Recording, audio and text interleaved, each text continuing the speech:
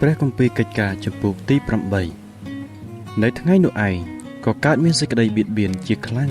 ទាល់នឹងពួកជំនុំនៅក្រុងយេរូសាឡឹមហើយពួកជំនុំត្រូវខ្ចាត់ខ្ចាយទៅនៅតែពីក្នុងស្រុកយូដានិងស្រុកសាម៉ារីលើកតែពួកសាវកចេញរីឯខ្មោចស្តេផាននោះមានពួកមនុស្សខ្លះដែលកោតខ្លាចដល់ព្រះបាននាំយកទៅកប់ព្រមទាំងយំសោកនឹងគាត់ជាខ្លាំងផងឯសុលបានធ្វើទុកដល់ពួកជំនុំខ្លាំងណាស់ដោយជុលគ្រប់តែផ្ទះចាប់ទាញអស់ទាំងប្រុសទាំងស្រីបញ្ជូនទៅដាក់គុកចំណែកអស់អ្នកដែលត្រូវចាក់ខ្ចាយនោះគេដើរចុះឡើងទាំងផ្សាយដំណឹងល្អគឺជាព្រះបន្ទូលឯភីលីបគាត់ចុះទៅឯទីក្រុងមួយនៅស្រុកសាម៉ារីប្រាប់គេពីព្រះគ្រីស្ទហើយបណ្ដាមនុស្សក៏ស្រស់ចិត្តគ្នានឹងប្រុងស្ដាប់អស់ទាំងសេចក្តីដែលភីលីបនិយាយដោយគេឮហើយឃើញទីសម្គាល់ដែលគាត់ធ្វើព្រោះមានអរិយអាសោចដែលបានចូលមនុស្សជាច្រើនវាស្រែកឡើងជាខ្លាំងរួចចេញមកក៏មានមនុស្សស្លាប់ដៃស្លាប់ជើងនិងមនុស្សខ្វិនជាច្រើនបានជាដែរហើយនៅទីក្រុងនោះគេមានសេចក្តីអំណរជាខ្លាំងរីឯនៅក្រុងនោះមានមនុស្សម្នាក់ឈ្មោះស៊ីម៉ូនជាអ្នកដែលពីដើមនាំឲ្យសាម៉ារីភ័ន្តភាំងដោយវិធីមន្តអាគមរបស់ខ្លួនទាំងប្រកាសខ្លួនថាជាអ្នកធំណាមួយមនុស្សទាំងឡាយចាប់តាំងពីអ្នកតូចរហូតដល់អ្នកធំក៏ប្រុងផ្ចង់ស្ដាប់គាត់ទាំងអស់គ្នាដោយថាអ្នកនេះពិតជាតួព្រះចេស្តានៃព្រះដ៏ធំហើយគេប្រុងស្ដាប់គាត់ពីព្រោះគាត់នាំឲ្យភ័ន្តជាយូរមកហើយដោយមន្តអាគមរបស់គាត់តែកាលមនុស្សទាំងអស់បានជឿតាមភីលីបដែលគាត់ប្រាប់ដំណឹងល្អពីនគរនៃព្រះហើយពីព្រះនាមព្រះយេស៊ូវគ្រីស្ទវិញនោះគេក៏ទទួលបុណ្យជ្រមុជទឹកទាំងប្រុសទាំងស្រីហើយស៊ីម៉ូននោះក៏ជឿដែរលុះគាត់ទទួលបុណ្យជ្រមុជរួចហើយនោះក៏នៅជាប់នឹងភីលីបជាដរាបទៅហើយគាត់កើតមានសេចក្តីអស្ចារ្យដោយបានឃើញទីសម្គាល់នឹងការរិទ្ធបារមីជាធំដែលកើតមកកាលពួកសាវកនៅក្រុងយេរូសាឡឹមបានឮថាស្រុកសាម៉ារីទទួលព្រះបន្ទូលហើយនោះគេចាត់ពេត្រុសនិងយូហានឲ្យទៅឯពួកអ្នកនោះលុះអ្នកទាំងពីរបានចុះទៅដល់ហើយនោះក៏អធិស្ឋានឲ្យគេប្រយោជន៍ឲ្យគេបានទទួលព្រះវិញ្ញាណបរិសុទ្ធត្បិតព្រះវិញ្ញាណមិនទាន់ចុះមកសន្ធិដ្ឋលើពួកគេណាមួយនៅឡើយគេគ្រាន់តែបានទទួលបុណ្យជ្រមុជទឹកដោយនៅព្រះនាមព្រះអម្ចាស់យេស៊ូវប៉ុណ្ណោះដូច្នេះអ្នកទាំងពីរក៏ដាក់ដៃលើគេហើយគេបានទទួលព្រះវិញ្ញាណបរិសុទ្ធដែរកាលស៊ីម៉ូនបានឃើញថាព្រះវិញ្ញាណបរិសុទ្ធបានមកសន្ធិដ្ឋដោយពួកសាវកដាក់ដៃលើគេដូច្នោះ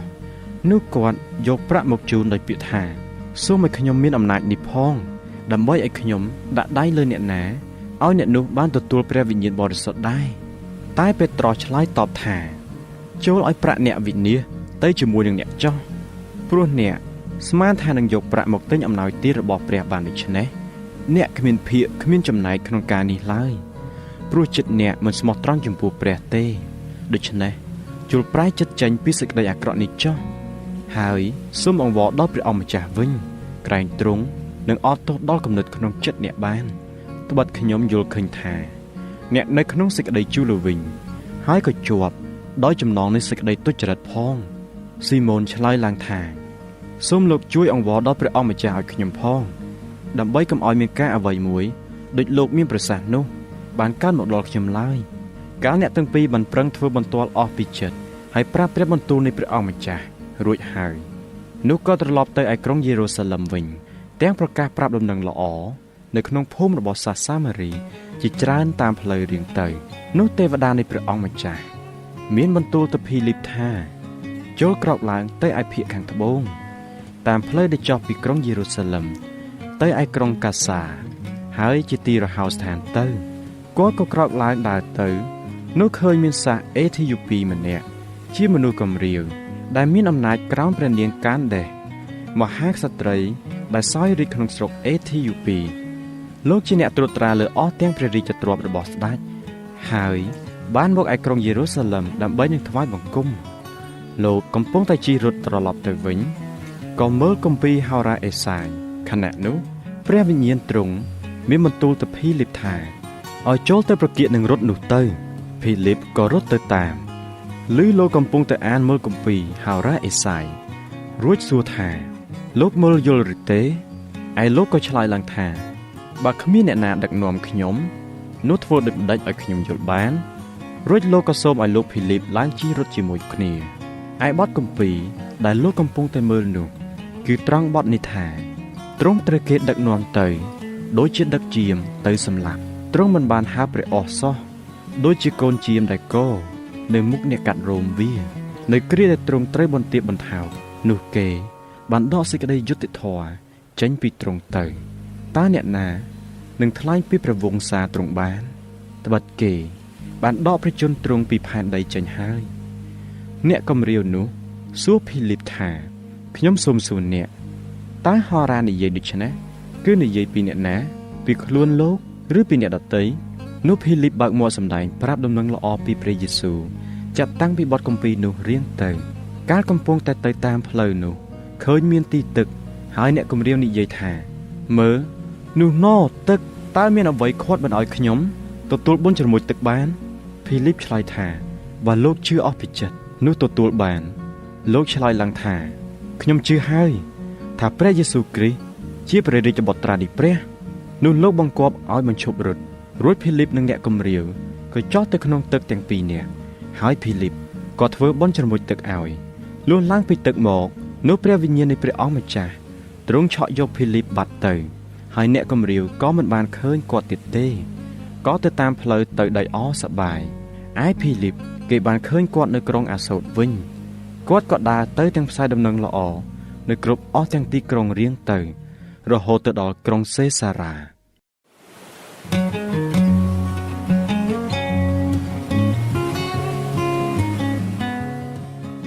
ព្រះគម្ពីរកិច្ចការចំពុកទី9ឯសុលគាត់នៅតែបញ្ចេញសេចក្តីគំរាមនិងពាក្យកំហែងព្រមទាំងការសម្លាប់ដល់ពួកសិស្សនៃព្រះអង្គម្ចាស់នៅឡើយក៏ទៅឯសម្ដេចសង្ឃសុំសម្បត្តិកាន់យកទៅឯសាលាប្រជុំទាំងប៉ុន្មាននៅក្រុងដាម៉ាស់ប្រយោជន៍ដើម្បីបើឃើញមានអ្នកណាខ្លះតែប្រតិបត្តិតាមផ្លូវនោះទោះប្រុសឬស្រីក្តីនោះនឹងចាប់ចងគេនាំមកឯក្រុងយេរូសាឡិមប៉ុន្តែកំពុងតែគាត់ដើរតាមផ្លូវទៅជិតនឹងដល់ក្រុងដាម៉ាស់ហើយនោះស្រាប់តែមានពន្លឺពីលើមេឃភ្លឺមកនៅជុំវិញខ្លួនគាត់ក៏ដួលដល់ដីរួចឮសំឡេងមានបន្ទូលមកថាសុលណែសុលហេតុអ្វីបានជាអ្នកបៀតបៀនដល់ខ្ញុំដូច្នេះគាត់ទូលឆ្លើយថាអោព្រះអង្គម្ចាស់អើយព្រះអង្គណាណោះរួចព្រះអង្គម្ចាស់ទ្រង់តបថាខ្ញុំនេះជាព្រះយេស៊ូវដែលអ្នកបៀតបៀនអ្នកធាក់ជលនិងជន់លួចដូច្នេះនោះពិបាកដល់អ្នកណាស់នោះគាត់ក៏ញាប់ញ័រទាំងអស់ចាក្នុងចិត្តហើយទូលថាព្រះអង្គម្ចាស់អើយតើទ្រង់សពព្រះハរតីឲ្យទូលបង្គំធ្វើដូចម្ដេចព្រះអង្គម្ចាស់មានបន្ទូលថាចូលក្រោកឡើងចូលទៅក្នុងទីក្រុងទៅនោះគេនឹងប្រាប់អ្នកឲ្យដឹងពីការដែលអ្នកត្រូវធ្វើឯពួកអ្នកដែលដើរជាមួយនឹងគាត់គេក៏ឈរស្រឡាំងកាងនៅដោយបានឮសំឡេងមែនតែមិនឃើញអ្នកណាសោះរួចសុលក៏ក្រោកពីដីឡើងតែកាលគាត់បើកភ្នែកហើយនោះមើលមិនឃើញអ្វីទេគេក៏ដឹកដៃគាត់នាំទៅឯដាម៉ាស់ក្នុងរវាង3ថ្ងៃគាត់មើលមិនឃើញឡើយក៏មិនបរិភោគអ្វីផងរីឯនៅក្រុងដាម៉ាស់នោះមានសិស្សម្នាក់ឈ្មោះអាណានីហើយព្រះអង្គម្ចាស់ទ្រង់មានបន្ទូលឲ្យគាត់ក្នុងការជាក់ស្ដែងថាណែអាណានីអើយគាត់ទូលឆ្លើយថាព្រះករណាវិសេសព្រះអង្គម្ចាស់មានបន្ទូលថាចូលក្រោកឡើងទៅឯផ្លូវដែលហៅថាផ្លូវត្រង់ហើយរកមនុស្សម្នាក់ឈ្មោះសុលជាអ្នកស្រុកតាសោះនៅក្នុងផ្ទះយូដាត្បិតមើលគាត់កំពុងតែអធិស្ឋានហើយក្នុងការជាក់ស្ដែងគាត់បានឃើញថាមានមនុស្សម្នាក់ឈ្មោះអាណានីចូលមកដាក់ដៃលើគាត់ឲ្យបានភ្លឺភ្នែកឡើងអាណានីទូលឆ្លើយថាព្រះអង្គម្ចាស់អើយទូលបង្គំបានឮមនុស្សជាច្រើននិយាយពីការអាក្រក់ទាំងប៉ុន្មានដែលអ្នកនោះបានប្រព្រឹត្តដល់ពួកបរិសុទ្ធរបស់ទ្រង់នៅក្នុងក្រុងយេរូសាឡិមហើយនៅទីនេះគាត់ក៏មានអំណាចពីពួកសង្ឃរាជអាចនឹងទៅចាប់ចងនៅអស់អ្នកណាដែលអំពាវនាវដល់ព្រះនាមទ្រង់ដែរប៉ុន្តែព្រះអង្គម្ចាស់មានបន្ទូលថាចូលទៅចោះពីព្រោះអ្នកនោះជាប្រដាប់រើសតាំងដល់ខ្ញុំសម្រាប់នឹងប្រកាសឈ្មោះខ្ញុំដល់ពួកសាសដតីនិងពួកស្ដេចហើយនឹងពួកកូនចៅអ៊ីស្រាអែលផង ត្បិតខ្ញុំនឹងបង្ហាញឲ្យគាត់ដឹងជាត្រូវរងទុក្ខលំបាកទាំងអំបាលមែនដោយព្រោះឈ្មោះខ្ញុំដូច្នេះអាណានីក៏ទៅហើយចូលទៅក្នុងផ្ទះនោះដាក់ដៃលើគាត់និយាយថាអ្នកសុលអើយព្រះអង្គម្ចាស់គឺព្រះយេស៊ូវដែលលេចមកឲ្យអ្នកឃើញតាមផ្លូវទ្រង់បានចាត់ឲ្យខ្ញុំមកដើម្បីឲ្យអ្នកបានភ្លឺភ្នែកហើយឲ្យអ្នកបានពេញជាព្រះវិញ្ញាណបរិសុទ្ធស្រាប់តែមានដូចជាស្រកាជ្រុះចុះពីភ្នែកគាត់មកហើយគាត់ក៏បានភ្លឺជាមួយរំពេចរួចក្រោកឡើងទទួលបុណ្យជ្រមុជទឹកហើយក្រោយដែលគាត់បានបរិភោគនោះក៏មានកម្លាំងឡើងវិញសុលក៏នៅក្រុងដាម៉ាស់ជាមួយនឹងពួកសិស្សជាយូរថ្ងៃនោះស្រាប់តែគាត់ប្រកាសប្រាប់ពីព្រះយេស៊ូវនៅក្នុងសាលាប្រជុំទាំងប៉ុន្មានថាទ្រង់ជាព្រះរាជបុត្រានៃព្រះឯអស់អ្នកដែលឮក៏មានសេចក្តីងឿងឆ្ងល់ហើយគេនិយាយថាតើមិនមែនអ្នកនេះទេឬអីដែលបំផ្លាញពួកអ្នកអំពាវនាវដល់ព្រះនាមនោះនៅក្រុងយេរូសាឡិមហើយគាត់បានមកទីនេះដើម្បីនឹងចាប់ចងគេបញ្ជូនទៅឲ្យពួកសង្គ្រាចដែរតែសុលគាត់មានកម្លាំងកាន់តែខ្លាំងឡើងក៏ផ្ទុញផ្ទាល់ដល់ពួកសាសយូដាដែលនៅក្រុងដាម៉ាស់វិញដោយសម្ដែងបញ្ជាក់ពីព្រះអង្គនេះថាទ្រង់ជាព្រះគ្រីស្ទពិតមែនលុះយូរថ្ងៃក្រោយមកពួកសាសយូដាគេពិគ្រោះគ្នានឹងសម្លាប់គាត់ចេញគេក៏ចាំទ្វារក្រុងទាំងយប់ទាំងថ្ងៃដើម្បីនឹងសម្លាប់គាត់តែសុលបានដឹងពីឧបាយកលរបស់គេដែរហើយក្នុងវេលាយប់ពួកសិស្សយកកញ្ជើមកដាក់គាត់សម្រូតចុះតាមកំផែងក្រុងទៅកាលសុលបានមកដល់ក្រុងយេរូសាឡិមនោះគាត់ខំចូលទៅឯពួកសិស្សតែគេខ្លាចគាត់ទាំងអស់គ្នាគេមិនជឿថាគាត់ជាសិស្សទេតែបាណាបានាំគាត់ទៅឯពួកសាវករាយរឿងប្រាប់គេពីដំណើរដែលគាត់បានឃើញព្រះអង្គម្ចាស់តាមផ្លូវហើយទ្រង់បានមានបន្ទូលនឹងគាត់ក៏និយាយពីបែបយ៉ាងណាដែលគាត់មានចិត្តក្លាហាននឹងអធិប្បាយដោយនៅព្រះនាមព្រះយេស៊ូវនៅក្រុងដាម៉ាស់ផងគាត់ក៏នៅជាមួយនឹងគេក្នុងក្រុងយេរូសាឡិមទាំងចេញចូលហើយបានអធិប្បាយដោយនៅព្រះនាមនៃព្រះអង្គម្ចាស់យេស៊ូវដោយក្លាហានគាត់សម្ដែងហើយជជែកជាមួយនឹងពួកហេឡែនតែពួកនោះរករឿងសម្លាប់គាត់វិញបានជាកាលពួកបងប្អូនបានដឹងនោះគេជូនគាត់ទៅត្រឹមសេសារ៉ារួចឲ្យទៅឯតាសោះនៅគ្រានោះពួកជំនុំទាំងប៉ុន្មាននៅគ្រប់ក្នុងស្រុកយូដាស្រុកកាលីលេនិងស្រុកសាម៉ារីក៏មានសេចក្តីសុខសាន្តហើយមានចិត្តស្អាងឡើងក៏បានចម្រើនជាច្រើនឡើងដែរដោយជឿនទៅមុខក្នុងសេចក្តីកោតខ្លាចដល់ព្រះអង្គម្ចាស់និងពួកសេចក្តីកំសាន្តចិត្តរបស់ព្រះវិញ្ញាណបរិសុទ្ធរីឯពេត្រុសកំពុងតែគាត់ដើរចុះឡើងគ្រប់កន្លែងនោះក៏ចុះទៅឯពួកបរិសុទ្ធនៅភូមិលីដាដែរនៅទីនោះគាត់ឃើញមនុស្សម្នាក់ឈ្មោះអេនីមានជំងឺឈឺស្លាប់ដៃជើងដេកនៅតែលើគ្រែអស់8ឆ្នាំមកហើយក៏និយាយទៅគាត់ថាអ្នកអេនីអើយព្រះយេស៊ូវដ៏ជាព្រះគ្រីស្ទទ្រង់ប្រោសឲ្យអ្នកបានជាហើយចូលក្រោកឡើងរៀបគ្រែអ្នកទៅស្រាប់តែគាត់ក៏ក្រោកឡើងភ្លាមឯមនុស្សទាំងប៉ុន្មានដែលនៅភូមិលីដានិងស្រុកសារ៉ូនក៏ឃើញគាត់ហើយគេប្រែចិត្តជឿដល់ព្រះអង្គម្ចាស់នៅក្រុងយូប៉េក៏ដែរមានសិស្សស្រីម្នាក់ឈ្មោះតេប៊ីថាស្រាយថានាងក្តាន់នាងនោះបានធ្វើគុណហើយដាក់ទានជាច្រើននៅគ្រានោះនាងមានជំងឺឈឺហើយស្លាប់ទៅកាលគេបានផ្គូតទឹករូបនាងហើយនោះក៏យកទៅដាក់នៅឯបន្ទប់ខាងលើរួចដោយព្រោះភូមិលីដានៅជិតយូប៉េហើយពួកសិស្សបានលើថាពេត្រុសនៅទីនោះបានជាគេប្រើពីរនាក់ឲ្យទៅរកគាត់ដើម្បីនឹងសូមអង្វរឲ្យមកឯគេដោយឥតបងអង្គពេត្រុសក៏ក្រោកឡើងទៅជាមួយកាលបានដល់ហើយនោះគេនាំគាត់ទៅឯបន្ទប់ខាងលើនោះហើយពួកស្រីមេម៉ាយក៏ឈរជិតគាត់ទាំងយំព្រមទាំងបង្ហាញអាវនិងសម្លៀកបំពាក់ទាំងប៉ុន្មានដែលតេប៊ីថាបានធ្វើឲ្យពីការលៀងនៅជាមួយនៅឡើយតែពេត្រុសបណ្ដេញគេទៅក្រៅទាំងអស់ក៏លុតជង្គង់អធិស្ឋានរួចគាត់បែរខ្លួនទៅឯរូបបុគ្គលនោះនិយាយថាតេប៊ីថាអើយចូលនាងក្រោកឡើងនាងក៏បើកភ្នែកឃើញពេត្រុសរួចឡើងអង្គុយគាត់ក៏ហុចដៃទៅឲ្យនាងតោងឡើងរួចគាត់ហៅពួកបរិសុទ្ធនិងពួកស្រីមេម៉ាយមកប្រគល់នាងទៅគេទាំងរស់មនុស្សទាំងឡាយបានដឹងដំណឹងពីការនោះនៅពេញពាសក្នុងស្រុកយូប៉េហើយមានមនុស្សជាច្រើនបានជឿដល់ព្រះអង្គម្ចាស់រួចគាត់ក៏អាស្រ័យនៅយូប៉េក្នុងផ្ទះជាងសម្លាប់ស្បែកឈ្មោះស៊ីម៉ូនជាយូរថ្ងៃ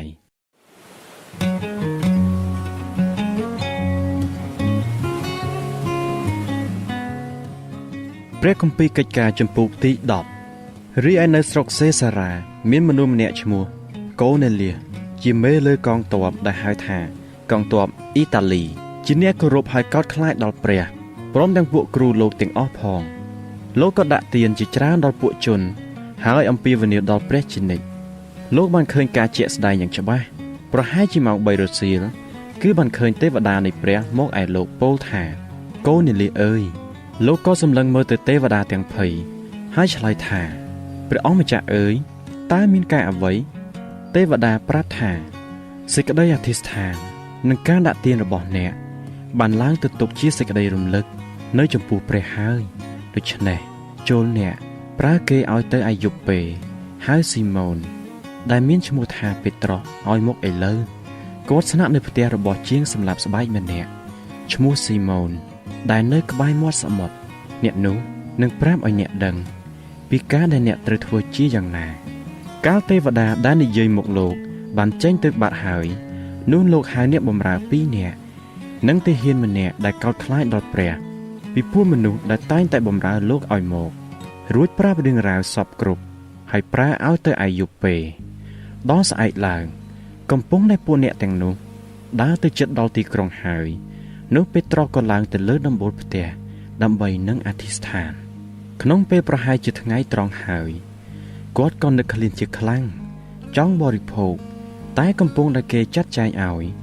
នោះគាត់លង់ស្មារតីទៅគាត់ឃើញមេឃចំហហើយមានប្រដាប់ដូចជាសម្ពុតកម្រាលយ៉ាងធំបានចុះមកចងទាំង4ជ្រុងសម្រូតមកដល់ដីនៅក្នុងសម្ពុតនោះមានសត្វជើង4សត្វព្រៃសត្វលូនវាគ្រប់មុខដែលនៅលើដីនិងសត្វហើរលើអាកាសដែរក៏ឮសំឡេងមានបន្ទូលមកថាពេត្រុសអើយចូលក្រោកឡើងសម្រាប់ឲ្យបរិភោគទៅតែពេត្រុសប្រកែកថាទេព្រះអង្គម្ចាស់ត្បិតទូបង្គំមិនដែលទទួលទានអ្វីដែលមិនស្អាតមិនបរិសុទ្ធនោះសោះរួចឮសំឡេងនោះមកម្ដងទៀតថារបស់អ្វីដែលព្រះបានសម្អាតហើយនោះកុំឲ្យអ្នករាប់ថាជាមិនស្អាតឡើយកាលនោះមានមកគ្រប់3ដងរួចបានលើកប្រដាប់នោះឡើងទៅលើមេឃវិញកំពុងតែពេត្រុសនៅងងក្នុងខ្លួនពីនៃការជាក់ស្ដែងហើយបានឃើញនោះនៅឡើយនោះមនុស្ស3នាក់ដែលកូណេលៀសចាត់ឲ្យមកបានសួររកផ្ទះស៊ីម៉ូនក៏ឈរនៅមាត់ទ្វារហើយគេកំពុងតែហៅសួរបើមានឈ្មោះស៊ីម៉ូនដែលហៅថាពេត្រុសនោះផ្ទះនោះឬទេដូច្នេះកំពុងតែពេត្រុសគិតរំពឹងពីការជាក់ស្ដែងនោះព្រះវិញ្ញាណមានបន្ទូលមកគាត់ថាមើលមានមនុស្ស3នាក់មករកអ្នកចូលក្រោកឡើងទៅចុះហើយទៅជាមួយនឹងគេចុះកុំប្រកាន់ឡើយពីព្រោះគឺខ្ញុំហើយដែលចាត់ឲ្យគេមកដូច្នេះពេត្រុសក៏ចុះទៅទទួលគេដោយពាក្យថាគឺខ្ញុំនេះហើយដែលអ្នករកគ្នារកតើមានការអ្វីគេឆ្លើយឡើងថាលោកមេទ័ពកូណេលៀសដែលជាមនុស្សសុចរិតហើយគាត់ខ្លាចដល់ព្រះមានសាសយូដាទាំងអស់ធ្វើបន្ទាល់ល្អឲ្យលោកបានទទួលបង្គាប់នៃព្រះដោយសារទេវតាបរិសុទ្ធឲ្យចាត់មកអញ្ជើញលោកគ្រូទៅឯផ្ទះលោកដើម្បីនឹងបានស្ដាប់លោកគ្រូអធិប្បាយខ្លះដូច្នេះពេត្រុសក៏អញ្ជើញគេចូលមកស្នាក់នៅសិនលុះដល់ស្អែកគាត់ក្រោកឡើងទៅជាមួយនឹងគេហើយមានពួកបងប្អូនខ្លះដែលនៅយូប៉េក៏ទៅជាមួយដែរដល់ស្អែកឡើងគេចូលទៅក្នុងសេសារ៉ាឯកូណេលៀសក៏ទន្ទឹងមើលផ្លូវគេបានទាំងប្រមូលញាតិសន្តាននិងសម្លាញ់ស្និទ្ធស្នាលរបស់លោកមកផងកាលពេត្រុសកំពុងតែចូលទៅកូណេលៀសក៏មករាក់ទាក់ទទួលដោយក្រាបថ្វាយបង្គំនៅទៀបជើងគាត់តែពេត្រុសលើកលោកឡើងដោយពាក្យថាសូមក្រោកឡើងខ្លួនខ្ញុំជាមនុស្សដូចគ្នាដែរនោះក៏ចូលទៅទាំងចរចាគ្នាហើយឃើញមានមនុស្សជាច្រើនប្រជុំចាំរួចគាត់និយាយទៅគេថាអ្នករាល់គ្នាដឹងថាមនុស្សសាសយូដាគ្មានច្បាប់នឹងខ្សែផ្គប់នឹងសាសដតីឬនឹងចូលទៅចិត្តគេឡើយតែព្រះទ្រង់បានសម្ដែងឲ្យខ្ញុំដឹងថាមិនត្រូវរាប់អ្នកណាថាជាមិនស្អាតឬមិនបរិសុទ្ធឡើយហេតុនោះបានជាការលោកចាត់គេឲ្យទៅហៅខ្ញុំនោះខ្ញុំបានមកដោយឥតប្រកែកសោះដូច្នេះខ្ញុំសូមសួរលោកតើលោកឲ្យខ្ញុំមកមានការអ្វីកូណេលៀសឆ្លើយថាកន្លងមក4ថ្ងៃហើយពេលថ្មើរនេះ កាលខ្ញុំកំពុងតែតមហើយអធិស្ឋាននៅផ្ទះខ្ញុំក្នុងពេលម៉ោង3រសៀលនោះឃើញមានម្នាក់ពាក់អាវដ៏ភ្លឺឈរនៅមុខខ្ញុំប្រាប់ថាកូននេលីអើយព្រះបានទទួលសេចក្តីអធិស្ឋានរបស់អ្នកហើយក៏នឹកចាំពីទានរបស់អ្នកដែរដូច្នេះចូលប្រើគេឲ្យទៅអាយុពេអញ្ជើញស៊ីម៉ូនដែលហៅថាពេត្រុសមកលោកនោះ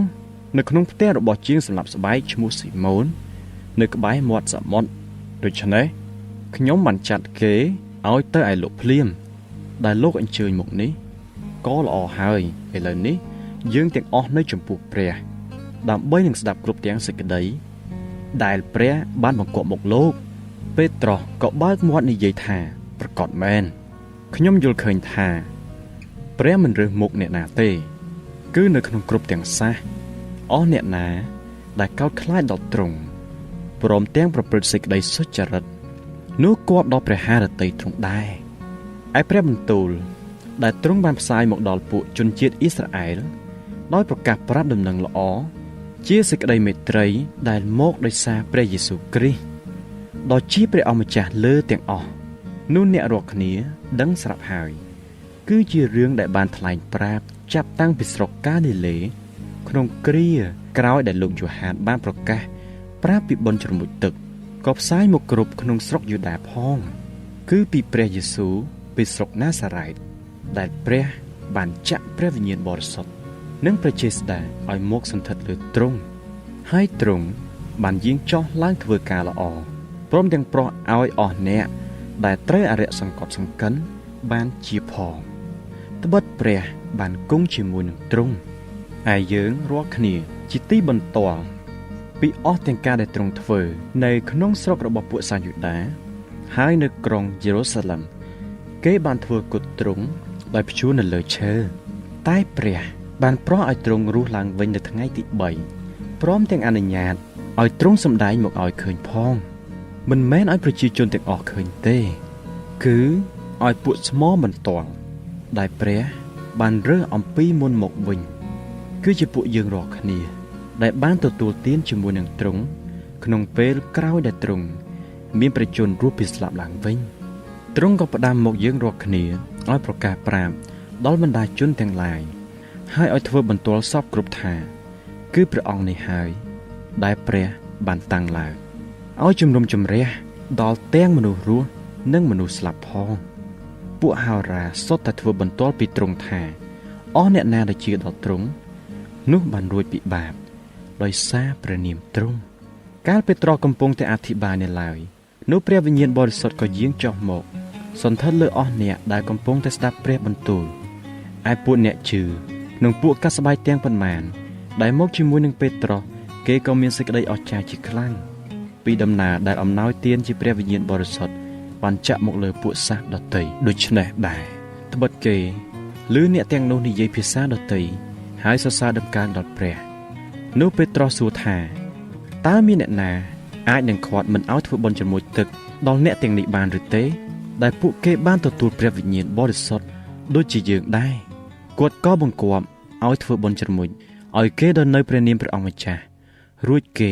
សូមអង្វរគាត់ឲ្យនៅជាមួយ2-3ថ្ងៃទៀត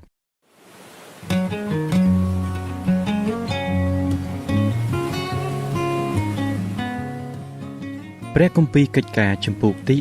11ឯពួកសាវកនិងពួកបងប្អូនដែលនៅស្រុកយូដាគេក៏ឮថាសាសដទៃបានទទួលព្រះបន្ទូលដែររួចកាលពេត្រុសឡើងទៅឯក្រុងយេរូសាឡិម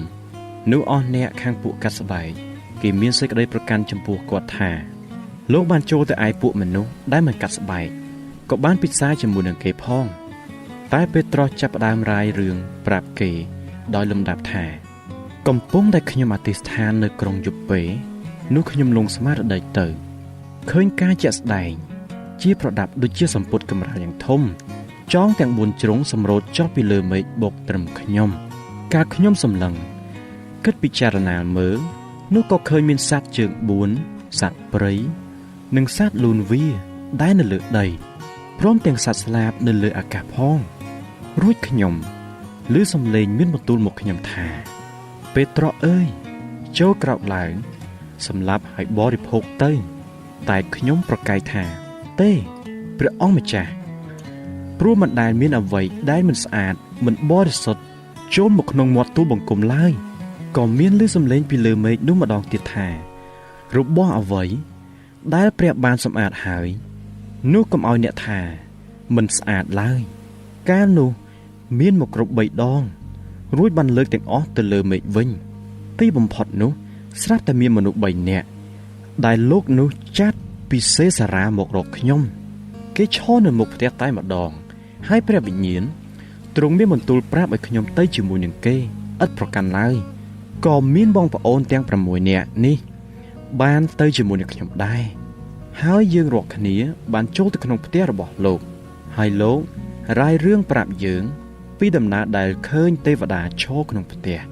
ប្រាប់លោកថាចងចាត់គេឲ្យទៅក្រុងយូប៉េហើយស៊ីម៉ូនដែលហៅថាពេត្រុសឲ្យមក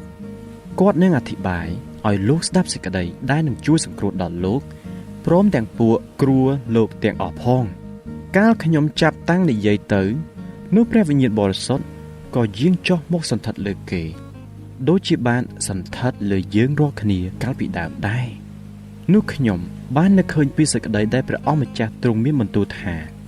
លោកយូហានបានធ្វើបុណ្យជ្រមុជដោយទឹកតែអ្នករាល់គ្នានឹងទទួលបុណ្យជ្រមុជដោយព្រះវិញ្ញាណបរិសុទ្ធវិញដូច្នេះបើសិនជាព្រះបានប្រទានអំណោយទានទៅគេដូចជាបានប្រទានមកយើងដែរដោយជឿដល់ព្រះអង្គម្ចាស់យេស៊ូវគ្រីស្ទចុះតើខ្ញុំជាអ្វីដែលអាចនឹងខាត់ព្រះបានកាលបានលើសេចក្តីនោះហើយនោះគេបាត់មាត់ក៏ត្រឡប់ជាសរសើរដល់ព្រះវិញថាដូច្នេះព្រះទ្រង់ប្រទានការប្រែចិត្តដល់ពួកសាសដតីឲ្យគេមានជីវិតដែរណោះរីឯពួកអ្នកដែលត្រូវខ្ជះខ្ជាយដោយព្រោះសេចក្តីបៀតបៀនដែលកើតមកពីដំណើរស្តេផាននោះក៏ដើររៀងរហូតទៅដល់ស្រុកផេនីស្រុកគីប្រុសនិងស្រុកអាន់ទីយ៉ូតែបានផ្សាយព្រះបន្ទូលដល់ចំពោះតែពួកសាសយូដាប៉ុណ្ណោះទេប៉ុន្តែក្នុងពួកអ្នកនោះមានអ្នកខ្លះពីកោះគីប្រុសនិងស្រុកគីរ៉េនគេបានទៅដល់ក្រុងអាន់ទីយ៉ូក៏ផ្សាយដំណឹងល្អពីព្រះអង្គម្ចាស់យេស៊ូវដល់ពួកសាសក្រិកដែរព្រះហស្ថព្រះអង្គម្ចាស់ក៏នៅជាមួយនឹងគេហើយមានមនុស្សជាច្រើនបែរមកឯព្រះអង្គម្ចាស់វិញដោយមានសេចក្តីជំនឿរឿងនោះបានលើដល់ត្រចៀកពួកជំនុំនៅក្រុងយេរូសាឡិមរួចគេចាត់បាណាបាសឲ្យទៅត្រឹមអាន់ទីយ៉ូកាលគាត់ទៅដល់ហើយបានឃើញព្រះគុណនៃព្រះនោះគាត់មានសេចក្តីអំណរក៏ទូលមានគេគ្រប់គ្នាឲ្យសម្រេចចិត្តនឹងនៅជាប់ក្នុងព្រះអង្គម្ចាស់ត្បិតគាត់ជាមនុស្សល្អពេញជាព្រះវិញ្ញាណបរិសុទ្ធនិងសេចក្តីជំនឿហើយមានមនុស្សសន្ធឹកណាស់បានចម្រើនដល់ព្រះអង្គម្ចាស់នោះបាណាបាសក៏ទៅឯក្រុងតាសោសដើម្បីនឹងរកសុលកាលបានឃើញហើយនោះក៏នាំគាត់មកឯអាន់ទីយ៉ូវិញរួចអ្នកទាំងពីរនោះបានប្រជុំគ្នានឹងពួកជំនុំព្រមទាំងបង្រៀនដល់មនុស្សសន្ធឹកណាស់ក្នុងរវាង1ឆ្នាំ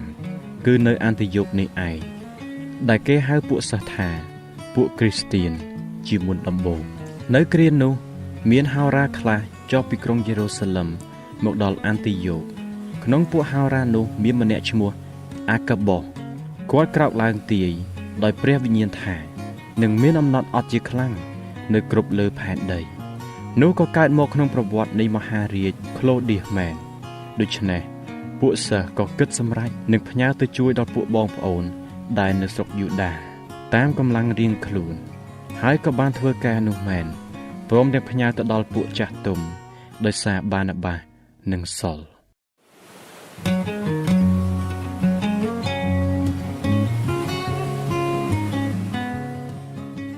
ព្រះគម្ពីរកិច្ចការចំពោះទី12នៅគ្រានោះស្ដេចហេរ៉ូតទ្រង់លូកព្រះហស្ថទៅចាប់ធ្វើទុកដល់ពួកជំនុំខ្លះក៏សម្លាប់យ៉ាកុបជាបងយូហានដោយដាវផលលុះទ្រង់យល់ឃើញថាការនោះជាទីគាប់ចិត្តដល់ពួកសាសយូដានោះក៏ចាប់ពេត្រុសថែមទៀតរីឯវេលានោះជាបុណ្យនំប៉័ងឥតដំបែការចាប់បានហើយនោះក៏ដាក់គុកព្រមទាំងប្រគល់ដល់ទាហាន4សង្កាត់ឲ្យឃុំរក្សាទុកដោយប្រាថ្នានឹងនាំគាត់មកនៅមុខបណ្ដាជនក្រោយថ្ងៃបុណ្យរំលងដូច្នេះគេក៏ឃុំពេត្រុសទុកនៅក្នុងគុកតែចំណែកខាងពួកជំនុំគេខំប្រឹងអធិស្ឋានដល់ព្រះឲ្យគាត់អស់ពីចិត្តរីឯក្នុងកាលដែលស្ដេចហេរ៉ូតគិតនាំពេត្រុសមក នៅវេលាយប់នោះឯងគាត់ដេកនៅកណ្ដាលទាហាន2នាក់មានទាំងច្រវាក់2ខ្សែជាប់នៅខ្លួនហើយមានពួកទាហានចាំយាមនៅមាត់ទ្វាររក្សាគុកដែរនោះមើលមានទេវតានៃព្រះអង្គម្ចាស់ឈរខាងគាត់ក៏មានពន្លឺផ្សាយមកក្នុងគុក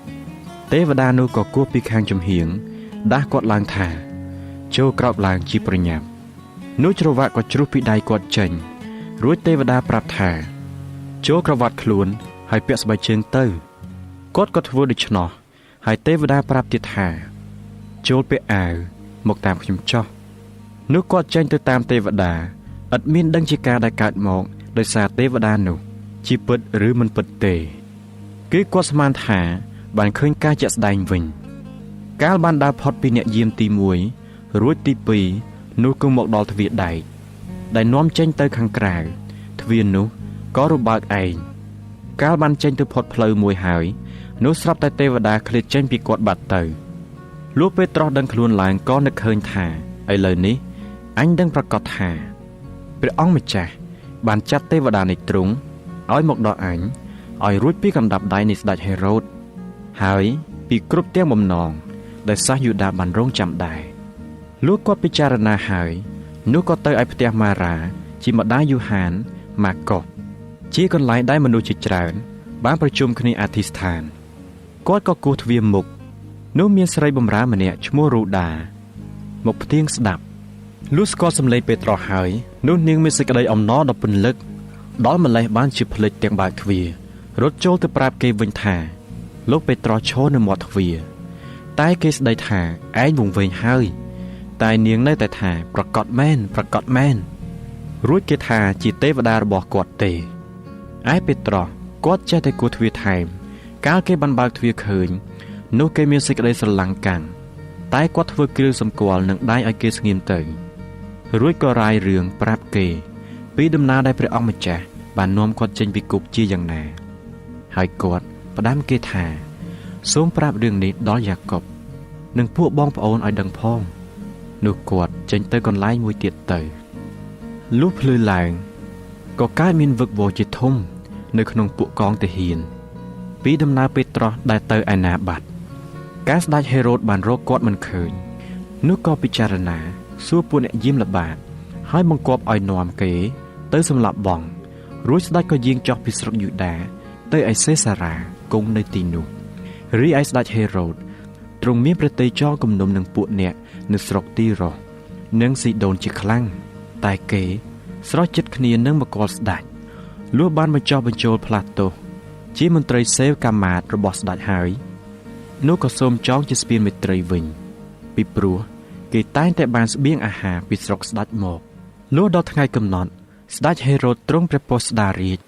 កំពុងតែគង់នៅលើបល្ល័ង្កអធិប្បាយឲ្យគេស្ដាប់ហើយរាជគ្រប់គ្នាចេះតែបន្លឺវិចារថានេះជាសំឡេងព្រះទេវើយមិនមែនជាសំឡេងមនុស្សទេនោះស្រាប់តែទេវតានៃព្រះអង្គម្ចាស់ប្រហារស្ដេច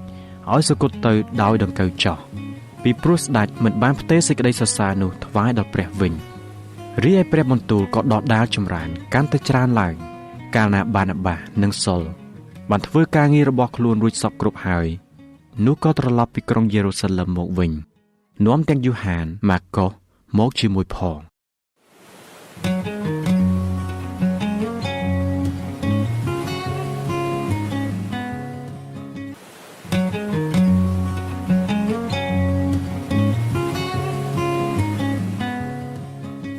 ព្រះគម្ពីរកិច្ចការចំពុកទី8នៅថ្ងៃនោះឯងក៏កើតមានសេចក្តីបៀតបៀនជាខ្លាំងទាល់នឹងពួកជំនុំនៅក្រុងយេរូសាឡឹមហើយពួកជំនុំត្រូវខ្ចាត់ខ្ចាយទៅនៅតែពីក្នុងស្រុកយូដានិងស្រុកសាម៉ារីលើកតែពួកសាវកចេញរីឯខ្មោចស្តេផាននោះមានពួកមនុស្សខ្លះដែលកោតខ្លាចដល់ព្រះបាននាំយកទៅកប់ព្រមទាំងយំសោកនឹងគាត់ជាខ្លាំងផងឯសុលបានធ្វើទុកដល់ពួកជំនុំខ្លាំងណាស់ដោយជុលគ្រប់តែផ្ទះចាប់ទាញអូសទាំងប្រុសទាំងស្រីបញ្ជូនទៅដាក់គុកចំណែកអស់អ្នកដែលត្រូវចាក់ខ្ចាយនោះគេដើរចុះឡើងទាំងផ្សាយដំណឹងល្អគឺជាព្រះបន្ទូលឯភីលីបគាត់ចុះទៅឯទីក្រុងមួយនៅស្រុកសាម៉ារីប្រាប់គេពីព្រះគ្រីស្ទហើយបណ្ដាមនុស្សក៏ស្រស់ចិត្តគ្នានិងប្រុងស្ដាប់អស់ទាំងសេចក្តីដែលភីលីបនិយាយដោយគេឮហើយឃើញទីសម្គាល់ដែលគាត់ធ្វើ ព្រោះមានអរិយអាសោចដែលបានចូលមនុស្សជាច្រើនវាស្រែកឡើងជាខ្លាំងរួចចេញមកក៏មានមនុស្សស្លាប់ដៃស្លាប់ជើងនិងមនុស្សខ្វិនជាច្រើនបានជាដែរហើយនៅទីក្រុងនោះគេមានសេចក្តីអំណរជាខ្លាំងរីឯនៅក្រុងនោះមានមនុស្សម្នាក់ឈ្មោះស៊ីម៉ូនជាអ្នកដែលពីដើមនាំឲ្យសាមារីភ័ន្តភាំងដោយវិធីមន្តអាគមរបស់ខ្លួនទាំងប្រកាសខ្លួនថាជាអ្នកធំណាមួយមនុស្សទាំងឡាយចាប់តាំងពីអ្នកតូចរហូតដល់អ្នកធំក៏ប្រុងផ្ចង់ស្ដាប់គាត់ទាំងអស់គ្នាដោយថាអ្នកនេះពិតជាតួព្រះចេស្តានៃព្រះដ៏ធំហើយគេប្រុងស្ដាប់គាត់ពីព្រោះគាត់នាំឲ្យភ័ន្តជាយូរមកហើយដោយមន្តអាគមរបស់គាត់តែកាលមនុស្សទាំងអស់បានជឿតាមភីលីបដែលគាត់ប្រាប់ដំណឹងល្អពីនគរនៃព្រះហើយពីព្រះនាមព្រះយេស៊ូវគ្រីស្ទវិញនោះគេក៏ទទួលបុណ្យជ្រមុជទឹកទាំងប្រុសទាំងស្រីហើយស៊ីម៉ូននោះក៏ជឿដែរលុះគាត់ទទួលបុណ្យជ្រមុជរួចហើយនោះក៏នៅជាប់នឹងភីលីបជាដរាបទៅហើយគាត់កើតមានសេចក្តីអស្ចារ្យដោយបានឃើញទីសម្គាល់នឹងការរិទ្ធបារមីជាធំដែលកើតមកកាលពួកសាវកនៅក្រុងយេរូសាឡិមបានឮថាស្រុកសាម៉ារីទទួលព្រះបន្ទូលហើយនោះគេចាត់ពេត្រុសនិងយូហានឲ្យទៅឲ្យពួកអ្នកនោះលុះអ្នកទាំងពីរបានចុះទៅដល់ហើយនោះក៏អធិស្ឋានឲ្យគេប្រយោជន៍ឲ្យគេបានទទួលព្រះវិញ្ញាណបរិសុទ្ធត្បិតព្រះវិញ្ញាណមិនទាន់ចុះមកសន្ធិដ្ឋលើពួកគេណាមួយនៅឡើយគេគ្រាន់តែបានទទួលបុណ្យជ្រមុជទឹកដោយនៅព្រះនាមព្រះអម្ចាស់យេស៊ូវប៉ុណ្ណោះដូច្នេះអ្នកទាំងពីរក៏ដាក់ដៃលើគេហើយគេបានទទួលព្រះវិញ្ញាណបរិសុទ្ធដែរកាលស៊ីម៉ូនបានឃើញថាព្រះវិញ្ញាណបរិសុទ្ធបានមកសន្ធិដ្ឋដោយពួកសាវកដាក់ដៃលើគេដូច្នោះនោះគាត់យកប្រាក់មកជូនដោយពាក្យថាសូមឲ្យខ្ញុំមានអំណាចនេះផងដើម្បីឲ្យខ្ញុំដាក់ដៃលើអ្នកណាឲ្យអ្នកនោះបានទទួលព្រះវិញ្ញាណបរិសុទ្ធដែរតែពេត្រុសឆ្លើយតបថាចូលឲ្យប្រាក់អ្នកវិនាសទៅជាមួយនឹងអ្នកចោះព្រោះអ្នកស្មានថានឹងយកប្រាក់មកទិញអំណោយទានរបស់ព្រះបានដូច្នេះអ្នកគ្មានភាគគ្មានចំណែកក្នុងការនេះឡើយព្រោះចិត្តអ្នកមិនស្មោះត្រង់ចំពោះព្រះទេដូច្នេះជលប្រែចិត្តចេញពីសេចក្តីអាក្រក់នេះចោះហើយសូមអង្វរដល់ព្រះអម្ចាស់វិញក្រែងទ្រង់នឹងអត់ទោសដល់គំនិតក្នុងចិត្តអ្នកបានត្បិតខ្ញុំយល់ឃើញថាអ្នកនៅក្នុងសេចក្តីជូលវិញហើយក៏ជាប់ដោយចំណងនៃសេចក្តីទុច្ចរិតផងស៊ីម៉ូនឆ្លើយឡើងថាសូមលោកជួយអង្វរដល់ព្រះអម្ចាស់ឲ្យខ្ញុំផងដើម្បីកុំឲ្យមានការអ្វីមួយដូចលោកមានប្រសាសន៍នោះបានកើតមកដល់ខ្ញុំឡើយកាលអ្នកទាំងពីរបានប្រឹងធ្វើបន្ទាល់អស់ពីចិត្តហើយប្រាប់ព្រះបន្ទូលនៃព្រះអម្ចាស់រួចហើយនោះក៏ត្រឡប់ទៅឯក្រុងយេរូសាឡិមវិញទាំងប្រកាសប្រាប់ដំណឹងល្អនៅក្នុងភូមិរបស់សាមារីជាច្រើនតាមផ្លូវរៀងទៅនោះទេវតានៃព្រះអង្គម្ចាស់មានបន្ទូលទៅភីលីបថាចូលក្រោកឡើងទៅឯភាគខាងត្បូងតាមផ្លូវដែលចុះពីក្រុងយេរូសាឡិមទៅឯក្រុងកាសាហើយជាទីរហោស្ថានទៅគាត់ក៏ក្រោកឡើងដើរទៅនោះឃើញមានសាសអេធីយ៉ូពីម្នាក់ជាមនុស្សកំរាវដែលមានអំណាចក្រោមព្រះនាងកានដេសមហាក្សត្រីដែលសោយរាជក្នុងស្រុកអេធីយ៉ូពីលោកជាអ្នកត្រួតត្រាលើអស់ទាំងព្រះរាជទ្រព្យរបស់ស្ដេចហើយបានមកឯក្រុងយេរូសាឡិមដើម្បីនឹងថ្វាយបង្គំលោកកំពុងតែជិះរថត្រឡប់ទៅវិញក៏មើលគម្ពីរហោរាអេសាយខណៈនោះព្រះវិញ្ញាណទ្រង់មានបន្ទូលទៅភីលីបថាឲ្យចូលទៅប្រគៀកនឹងរថនោះទៅភីលីបក៏រត់ទៅតាមឮលោកកំពុងតែអានមើលគម្ពីរហោរាអេសាយរួចសួរថាលោកមើលយល់ឬទេឯលោកក៏ឆ្លើយឡើងថាបើគ្មានអ្នកណាដឹកនាំខ្ញុំនោះធ្វើដូចម្ដេចឲ្យខ្ញុំយល់បានរួចលោកក៏សូមឲ្យលោកភីលីបឡើងជិះរថជាមួយគ្នាឯបទគម្ពីរដែលលោកកំពុងតែមើលនោះគឺត្រង់បទនេះថាទ្រង់ត្រូវគេដឹកនាំទៅដូចជាដឹកជាមទៅសម្លាប់ទ្រង់មិនបានហើបព្រះអស់សោះដូចជាកូនជាមដែលកនៅមុខអ្នកកាត់រោមវានៅគ្រាដែលទ្រង់ត្រូវបន្ទាបបន្ថោកនោះគេបានដកសេចក្តីយុត្តិធម៌ចេញពីទ្រង់ទៅតើអ្នកណានឹងថ្លែងពីព្រះវង្សាទ្រង់បានត្បិតគេបានដកព្រះជន្មទ្រង់ពីផែនដីចេញហើយអ្នកកំរាវនោះសួរភីលីបថាខ្ញុំសូមសួរអ្នកតើហោរានិយាយដូច្នេះគឺនិយាយពីអ្នកណាពីខ្លួនលោកឬពីអ្នកដទៃនោះភីលីបបើកមាត់សម្ដែងប្រាប់ដំណឹងល្អពីព្រះយេស៊ូវចាប់តាំងពីបទគម្ពីរនោះរៀងទៅកាលកំពុងតែទៅតាមផ្លូវនោះឃើញមានទីទឹកហើយអ្នកគំរាមនិយាយថាមើល នោះណទឹកតើមានអ្វីខាត់មិនឲ្យខ្ញុំទទួលបុណ្យជ្រមុជទឹកបានភីលីបឆ្លើយថាបើលោកជឿអស់ពីចិត្តនោះទទួលបានលោកឆ្លើយឡើងថាខ្ញុំជឿហើយថាព្រះយេស៊ូវគ្រីស្ទជាព្រះរាជបុត្រានៃព្រះនោះលោកបង្គាប់ឲ្យបញ្ឈប់រត់រួចភីលីបនិងអ្នកគំរាវក៏ចុះទៅក្នុងទឹកទាំងពីរនាក់ហើយភីលីបក៏ធ្វើបុណ្យជ្រមុជទឹកឲ្យលុះឡើងពីទឹកមកនោះព្រះវិញ្ញាណនៃព្រះអង្គម្ចាស់ទ្រង់ឆក់យកភីលីបបាត់ទៅហើយអ្នកគំរាវក៏មិនបានឃើញគាត់ទៀតទេក៏ទៅតាមផ្លូវទៅដោយអសប្បាយឯភីលីបគេបានឃើញគាត់នៅក្រុងអាសូតវិញគាត់ក៏ដើរទៅទាំងផ្សាយដំណឹងល្អនៅគ្រប់អស់ទាំងទីក្រុងរៀងទៅរហូតទៅដល់ក្រុងសេសារ៉ា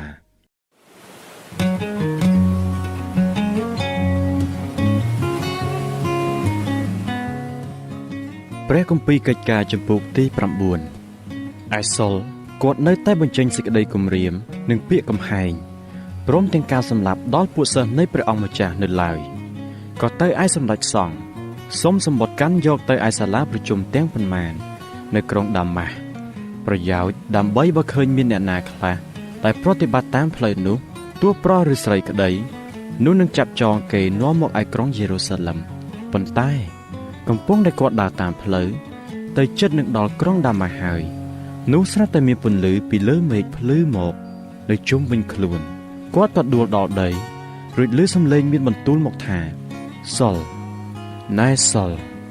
ហេតុអ្វីបានជាអ្នកបៀតបៀនដល់ខ្ញុំដូច្នេះគាត់ទូលឆ្លើយថាអោព្រះអង្គម្ចាស់អើយព្រះអង្គណាណោះរួចព្រះអង្គម្ចាស់ទ្រង់តបថាខ្ញុំនេះជាព្រះយេស៊ូវដែលអ្នកបៀតបៀនអ្នកធាក់ជលនិងជន់លួញដូច្នេះនោះពិបាកដល់អ្នកណាស់នោះគាត់ក៏ញាប់ញ័រទាំងអស់ចាក្នុងចិត្តហើយទូលថាព្រះអង្គម្ចាស់អើយ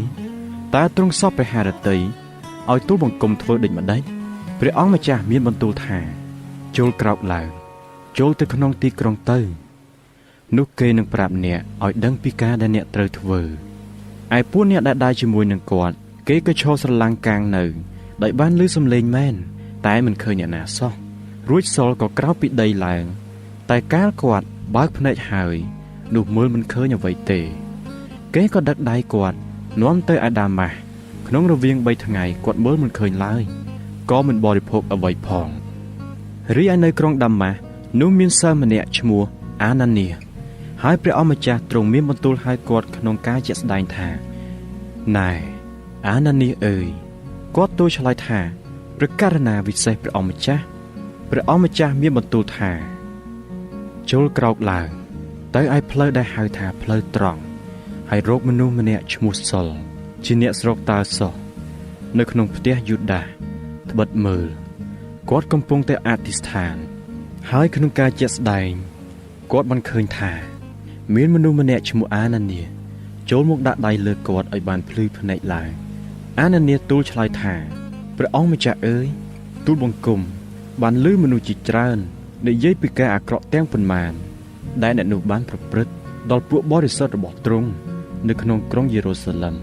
ហើយនៅទីនេះគាត់ក៏មានអំណាចពីពួកសង្ឃរាជអាចនឹងទៅចាប់ចងនៅអស់អ្នកណាដែលអំពាវនាវដល់ព្រះនាមទ្រង់ដែរប៉ុន្តែព្រះអង្គម្ចាស់មានបន្ទូលថាចូលទៅចោះពីព្រោះអ្នកនោះជាប្រដាប់រើសតាំងដល់ខ្ញុំសម្រាប់នឹងប្រកាសឈ្មោះខ្ញុំដល់ពួកសាសដតីនិងពួកស្ដេចហើយនឹងពួកកូនចៅអ៊ីស្រាអែលផងត្បិតខ្ញុំនឹងបង្ហាញឲ្យគាត់ដឹងជាត្រូវរងទុក្ខលំបាកទាំងអំបាលមែនដោយព្រោះឈ្មោះខ្ញុំដូច្នេះអាណានីក៏ទៅហើយចូលទៅក្នុងផ្ទះនោះដាក់ដៃលើគាត់និយាយថាអ្នកសុលអើយព្រះអង្គម្ចាស់គឺព្រះយេស៊ូវដែលលេចមកឲ្យអ្នកឃើញតាមផ្លូវទ្រង់បានចាត់ឲ្យខ្ញុំមកដើម្បីឲ្យអ្នកបានភ្លឺភ្នែកហើយឲ្យអ្នកបានពេញជាព្រះវិញ្ញាណបរិសុទ្ធស្រាប់តែមានដូចជាស្រកាជ្រុះចុះពីភ្នែកគាត់មកហើយគាត់ក៏បានភ្លឺជាមួយរំពេចរួចក្រោកឡើងទទួលបុណ្យជ្រមុជទឹកហើយក្រោយដែលគាត់បានបរិភោគនោះក៏មានកម្លាំងឡើងវិញសុលក៏នៅក្រុងដាម៉ាស់ជាមួយនឹងពួកសិស្សជាយូរថ្ងៃនោះស្រាប់តែគាត់ប្រកាសប្រាប់ពីព្រះយេស៊ូវនៅក្នុងសាលាប្រជុំទាំងប៉ុន្មានថាទ្រង់ជាព្រះរាជបុត្រានៃព្រះឯអស់អ្នកដែលឮក៏មានសេចក្តីងឿងឆ្ងល់ហើយគេនិយាយថាតើមិនមែនអ្នកនេះទេឬអីដែលបំផ្លាញពួកអ្នកអំពាវនាវដល់ព្រះនាមនោះនៅក្រុងយេរូសាឡិម ហើយគាត់បានមកទីនេះដើម្បីនឹងចាប់ចងគេបញ្ជូនទៅឲ្យពួកសង្គ្រាចដែរតែសុលគាត់មានកម្លាំងកាន់តែខ្លាំងឡើងក៏ផ្ទុញផ្ទាល់ដល់ពួកសាសយូដាដែលនៅក្រុងដាម៉ាស់វិញដោយសម្ដែងបញ្ជាក់ពីព្រះអង្គនេះថាទ្រង់ជាព្រះគ្រីស្ទពិតមែនលុះយូរថ្ងៃក្រោយមកពួកសាសយូដាគេពិគ្រោះគ្នានឹងសម្លាប់គាត់ចេញគេក៏ចាំទ្វារក្រុងទាំងយប់ទាំងថ្ងៃដើម្បីនឹងសម្លាប់គាត់តែសុលបានដឹងពីឧបាយកលរបស់គេដែរហើយក្នុងវេលាយប់ពួកសិស្សយកកញ្ជើមកដាក់គាត់សម្រួតចោះតាមកំផែងក្រុងទៅកាលសុលបានមកដល់ក្រុងយេរូសាឡឹមនោះគាត់ខំចូលទៅឯពួកសិស្សតែគេខ្លាចគាត់ទាំងអស់គ្នាគេមិនជឿថាគាត់ជាសិស្សទេតែបាណាបាសនាំគាត់ទៅឯពួកសាវករាយរឿងប្រាប់គេពីដំណើរដែលគាត់បានឃើញព្រះអង្គម្ចាស់តាមផ្លូវហើយទ្រង់បានមានបន្ទូលនឹងគាត់ក៏និយាយពីបែបយ៉ាងណាដែលគាត់មានចិត្តក្លាហាននឹងអធិប្បាយដោយនៅព្រះនាមព្រះយេស៊ូវនៅក្រុងដាម៉ាស់ផងគាត់ក៏នៅជាមួយនឹងគេក្នុងក្រុងយេរូសាឡឹមទាំងចេញចូលហើយបានអធិប្បាយដោយនៅព្រះនាមនៃព្រះអង្គម្ចាស់យេស៊ូវដោយក្លាហានគាត់សម្ដែងហើយជជែកជាមួយនឹងពួកហេឡែនតែពួកនោះរករឿងសម្លាប់គាត់វិញបានជាកាលពួកបងប្អូនបានដឹងនោះគេជូនគាត់ទៅត្រឹមសេសារ៉ារួចឲ្យទៅឯតាសោះនៅគ្រានោះពួកជំនុំទាំងប៉ុន្មាននៅគ្រប់ក្នុងស្រុកយូដាស្រុកកាលីលេនិងស្រុកសាម៉ារីក៏មានសេចក្តីសុខសាន្តហើយមានចិត្តស្អាងឡើងក៏បានចម្រើនជាច្រើនឡើងដែរដោយជឿនទៅមុខក្នុងសេចក្តីកោតខ្លាចដល់ព្រះអង្គម្ចាស់និងពួកសេចក្តីកំសាន្តចិត្តរបស់ព្រះវិញ្ញាណបរិសុទ្ធរីឯពេត្រុសកំពុងតែគាត់ដើរចុះឡើងគ្រប់កន្លែងនោះក៏ចុះទៅឯពួកបរិសុទ្ធនៅភូមិលីដាដែរនៅទីនោះគាត់ឃើញមនុស្សម្នាក់ឈ្មោះអេនៀសមានជំងឺឈឺស្លាប់ដៃជើងដេកនៅតែលើគ្រែអស់8ឆ្នាំមកហើយក៏និយាយទៅគាត់ថាអ្នកអេនៀសអើយព្រះយេស៊ូវដ៏ជាព្រះគ្រីស្ទទ្រង់ប្រោសឲ្យអ្នកបានជាហើយចូលក្រោកឡើងរៀបគ្រែអ្នកទៅស្រាប់តែគាត់ក៏ក្រោកឡើងភ្លាមឯមនុស្សទាំងប៉ុន្មានដែលនៅភូមិលីដានិងស្រុកសារ៉ូនក៏ឃើញគាត់ហើយគេប្រែចិត្តជឿដល់ព្រះអង្គម្ចាស់នៅក្រុងយូប៉េក៏ដែរមានសិស្សស្រីម្នាក់ឈ្មោះតេប៊ីថាស្រាយថានាងក្តាន់នាងនោះបានធ្វើគុណហើយដាក់ទានជាច្រើននៅគ្រានោះនាងមានជំងឺឈឺហើយស្លាប់ទៅកាលគេបានផ្គូតទឹករូបនាងហើយនោះក៏យកទៅដាក់នៅឯបន្ទប់ខាងលើរួចដោយព្រោះភូមិលីដានៅជិតយូប៉េហើយពួកសិស្សបានលើថាពេត្រុសនៅទីនោះបានជាគេប្រើ2នាក់ឲ្យទៅរកគាត់ដើម្បីនឹងសូមអង្វរឲ្យមកឯគេដោយឥតបងអង្គពេត្រុសក៏ក្រោកឡើងទៅជាមួយកាលបានដល់ហើយនោះគេនាំគាត់ទៅឯបន្ទប់ខាងលើនោះហើយពួកស្រីមេម៉ាយក៏ឈរចិត្តគាត់ទាំងយំព្រមទាំងបង្ហាញអាវនិងសម្លៀកបំពាក់ទាំងប៉ុន្មានដែលតេប៊ីថាបានធ្វើឲ្យពីការលៀងនៅជាមួយនៅឡើយតែពេត្រុសបណ្ដេញគេទៅក្រៅទាំងអស់ក៏លុតជង្គង់អធិស្ឋានរួចគាត់បែរខ្លួនទៅឯរូបបុគ្គលនោះនិយាយថាតេប៊ីថាអើយចូលនាងក្រោកឡើងនាងក៏បើកភ្នែកឃើញពេត្រុសរួចឡើងអង្គុយគាត់ក៏ហុចដៃទៅឲ្យនាងតោងឡើងរួចគាត់ហៅពួកបរិសុទ្ធនិងពួកស្រីមេម៉ាយមកប្រគល់នាងទៅគេទាំងរស់មនុស្សទាំងឡាយបានដឹងដំណឹងពីការនោះនៅពេញពាសក្នុងស្រុកយូប៉េហើយមានមនុស្សជាច្រើនបានជឿដល់ព្រះអង្គម្ចាស់រួចគាត់ក៏អាស្រ័យនៅយូប៉េក្នុងផ្ទះជាងសម្លាប់ស្បែកឈ្មោះស៊ីម៉ូនជាយូរថ្ងៃ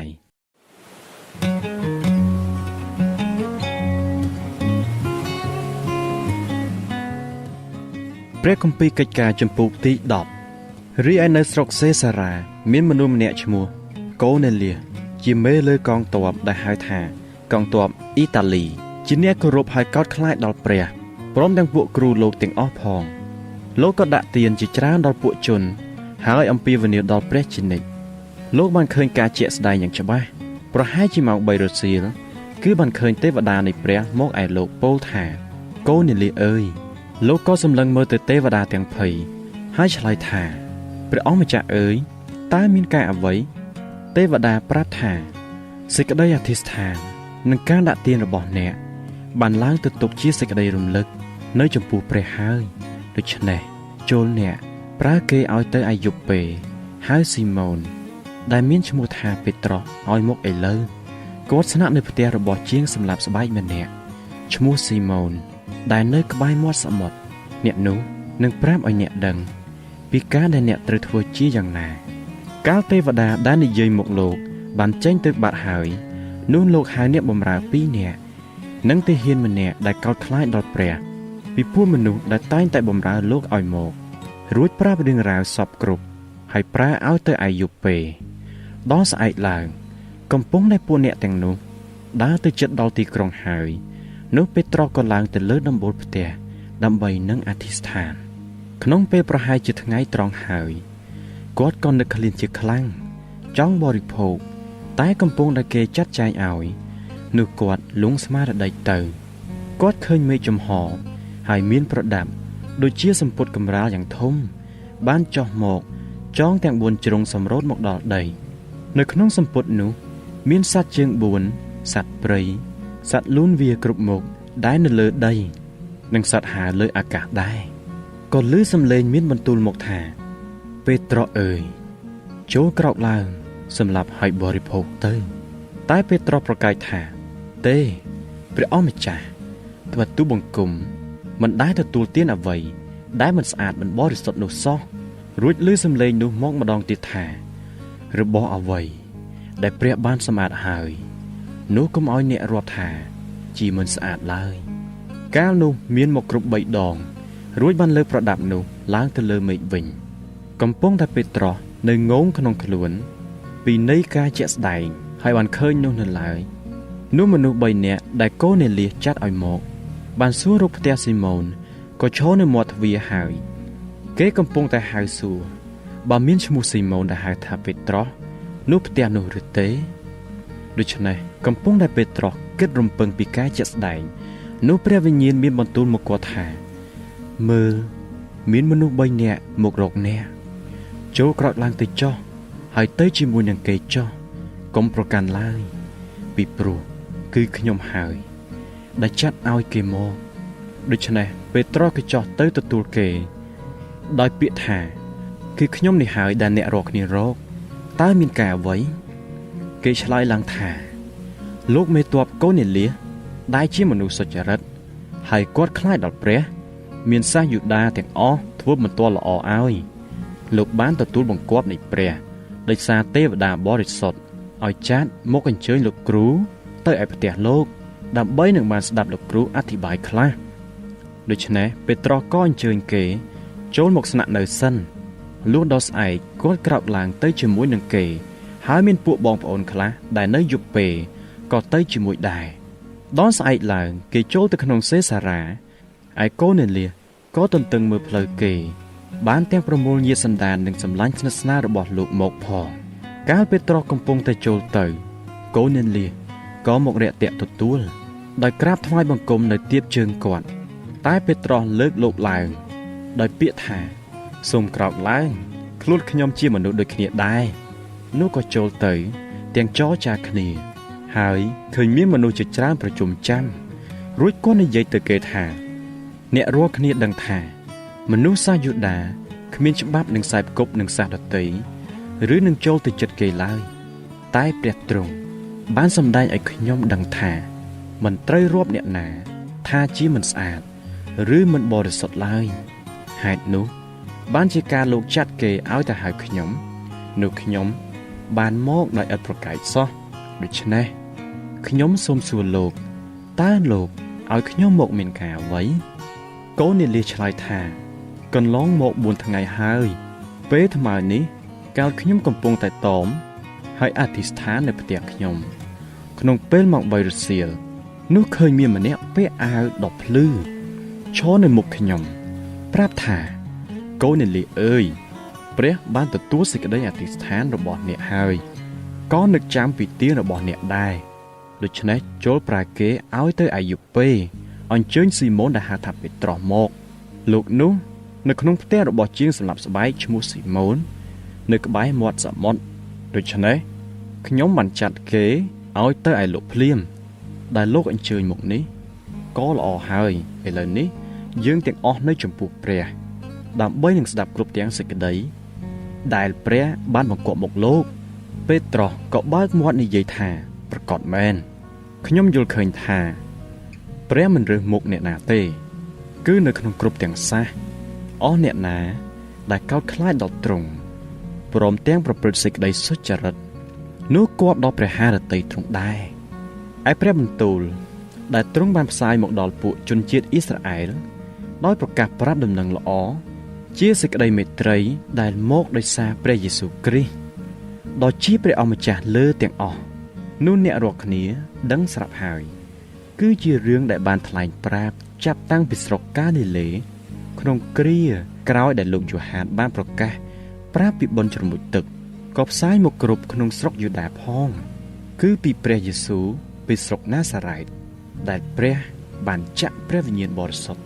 និងព្រះចេស្តាឲ្យមកសន្ធិដ្ឋលើទ្រង់ហើយទ្រង់បានយាងចុះឡើងធ្វើការល្អព្រមទាំងប្រោះឲ្យអស់អ្នកដែលត្រូវអរិយសង្កត់សង្កិនបានជាផងត្បិតព្រះបានគង់ជាមួយនឹងទ្រង់ឯយើងរាល់គ្នាជាទីបន្ទាល់ពីអស់ទាំងការដែលទ្រង់ធ្វើនៅក្នុងស្រុករបស់ពួកសាយូដា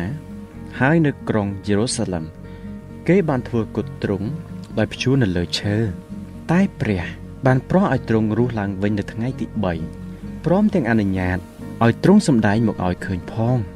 មិនមែនឲ្យប្រជាជនទាំងអស់ឃើញទេគឺឲ្យពួកស្មបន្ទាល់ដែលព្រះបានរើសអំពីមុនមកវិញគឺជាពួកយើងរាល់គ្នាដែលបានទទួលទានជាមួយនឹងទ្រង់ក្នុងពេលក្រោយដែលទ្រង់មានព្រះជន្មរស់ពីស្លាប់ឡើងវិញទ្រង់ក៏ផ្ដាំមកយើងរាល់គ្នាឲ្យប្រកាសប្រាប់ដល់បណ្ដាជនទាំងឡាយហើយឲ្យធ្វើបន្ទាល់សពគ្រប់ថាគឺព្រះអង្គនេះហើយដែលព្រះបានតាំងឡើងឲ្យជំនុំជម្រះដល់ទាំងមនុស្សរស់និងមនុស្សស្លាប់ផងពួកហោរាសុទ្ធតែធ្វើបន្ទាល់ពីទ្រង់ថាអស់អ្នកណាដែលជឿដល់ទ្រង់នោះបានរួចពីបាបដោយសារព្រះនាមទ្រង់កាលពេត្រុសកំពុងតែអធិប្បាយនៅឡើយនោះព្រះវិញ្ញាណបរិសុទ្ធក៏យាងចុះមកសន្ធិដ្ឋលើអស់អ្នកដែលកំពុងតែស្ដាប់ព្រះបន្ទូលឯពួកអ្នកជឿនិងពួកកាសស្បែកទាំងប៉ុន្មានដែលមកជាមួយនឹងពេត្រុសគេក៏មានសេចក្តីអស្ចារ្យជាខ្លាំងពីដំណើរដែលអំណោយទានជាព្រះវិញ្ញាណបរិសុទ្ធបានចាក់មកលើពួកសាសដតីដូច្នេះដែរត្បិតគេឮអ្នកទាំងនោះនិយាយភាសាដតីហើយសរសើរដំណើរដល់ព្រះនោះពេត្រុសសួរថាតើមានអ្នកណាអាចនឹងខាត់មិនឲ្យធ្វើបុណ្យជ្រមុជទឹកដល់អ្នកទាំងនេះបានឬទេដែលពួកគេបានទទួលព្រះវិញ្ញាណបរិសុទ្ធដូចជាយើងដែរគាត់ក៏បង្គាប់ឲ្យធ្វើបុណ្យជ្រមុជឲ្យគេដល់នៅព្រះនាមព្រះអង្គម្ចាស់រួចគេសូមអង្វរគាត់ឲ្យនៅជាមួយ2-3ថ្ងៃទៀត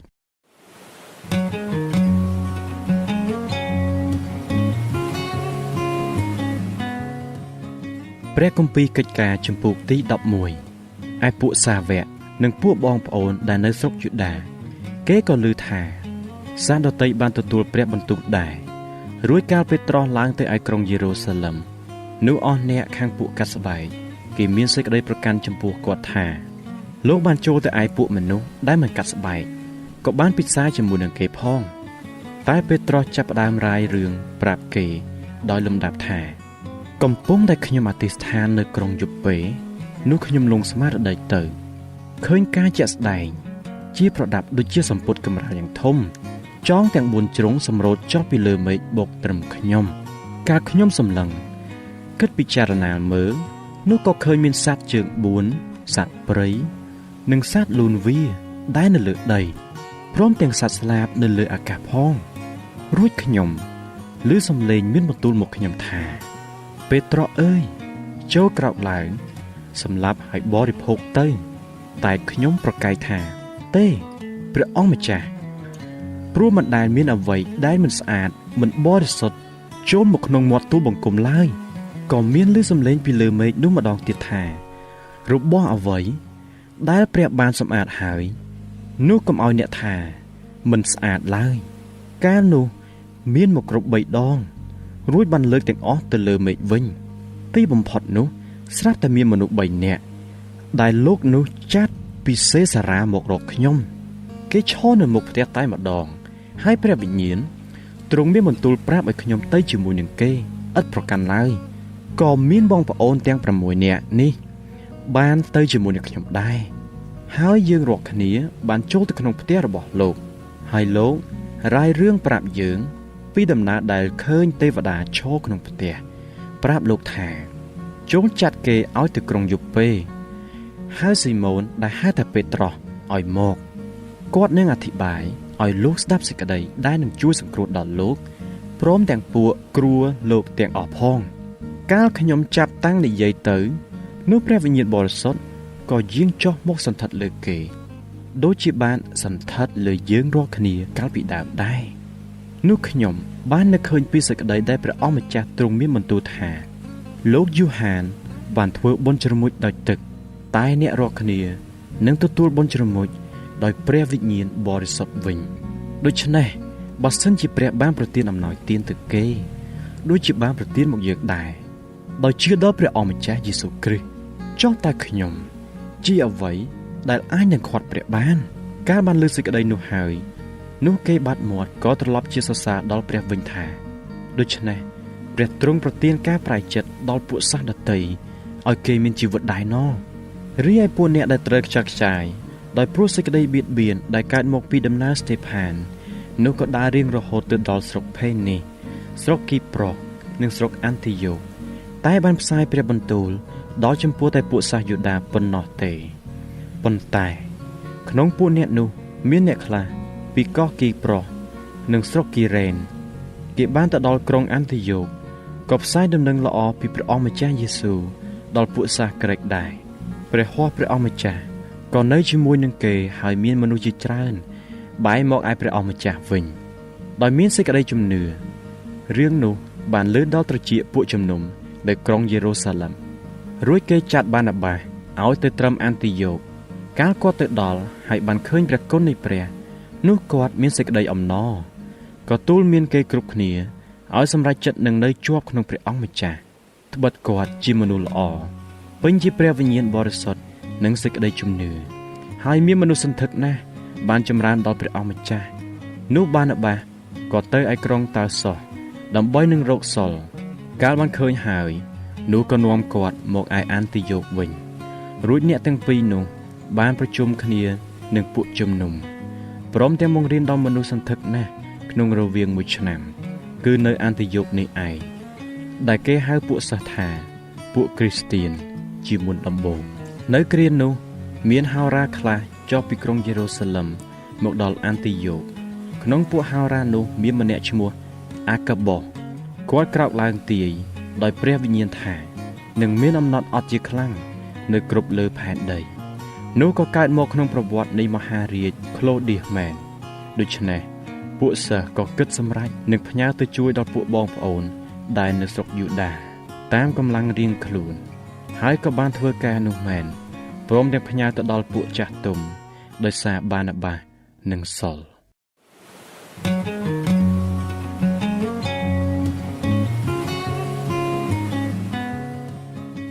ព្រះគម្ពីរកិច្ចការចំពោះទី12នៅគ្រានោះស្ដេចហេរ៉ូតទ្រង់លូកព្រះហស្ថទៅចាប់ធ្វើទុកដល់ពួកជំនុំខ្លះក៏សម្លាប់យ៉ាកុបជាបងយូហានដោយដាវផលលុះទ្រង់យល់ឃើញថាការនោះជាទីគាប់ចិត្តដល់ពួកសាសយូដានោះក៏ចាប់ពេត្រុសថែមទៀតរីឯវេលានោះជាបុណ្យនំប៉័ងឥតដំបែការចាប់បានហើយនោះក៏ដាក់គុក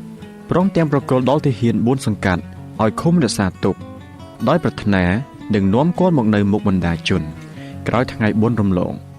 ដូច្នេះគេក៏ឃុំពេត្រុសទុកនៅក្នុងគុកតែចំណែកខាងពួកជំនុំគេខំប្រឹងអធិស្ឋានដល់ព្រះឲ្យគាត់អស់ពីចិត្តរីឯក្នុងកាលដែលស្ដេចហេរ៉ូតគិតនាំពេត្រុសមកនៅវេលាយប់នោះឯងគាត់ដេកនៅកណ្ដាលទាហាន2នាក់មានទាំងច្រវាក់2ខ្សែជាប់នៅខ្លួនហើយមានពួកទាហានចាំយាមនៅមាត់ទ្វាររក្សាគុកដែរនោះមើលមានទេវតានៃព្រះអង្គម្ចាស់ឈរខាងគាត់ក៏មានពន្លឺផ្សាយមកក្នុងគុកទេវតានោះក៏គោះពីខាងចំហៀងដាស់គាត់ឡើងថាចូលក្រោកឡើងជាប្រញាប់នោះច្រវាក់ក៏ជ្រុះពីដៃគាត់ចេញរួចទេវតាប្រាប់ថាចូលក្រវាត់ខ្លួនហើយពាក់ស្បែកជើងទៅគាត់ក៏ធ្វើដូច្នោះហើយទេវតាប្រាប់ទៀតថាចូលពាក់អាវមកតាមខ្ញុំចុះនោះគាត់ចេញទៅតាមទេវតាឥតមានដឹងជាការដែលកើតមកដោយសារទេវតានោះជាពិតឬមិនពិតទេគឺគាត់ស្មានថាបានឃើញការជាក់ស្ដែងវិញកាលបានដើរផុតពីអ្នកយាមទី1រួចទី2នោះគឺមកដល់ទ្វារដែកដែលនាំចេញទៅខាងក្រៅទ្វារនោះក៏របើកឯងកាលបានចេញទៅផុតផ្លូវមួយហើយនោះស្រាប់តែទេវតាឃ្លាតចេញពីគាត់បាត់ទៅលុះពេត្រុសដឹងខ្លួនឡើងក៏នឹកឃើញថាឥឡូវនេះ អញដឹងប្រកាសថាព្រះអង្គម្ចាស់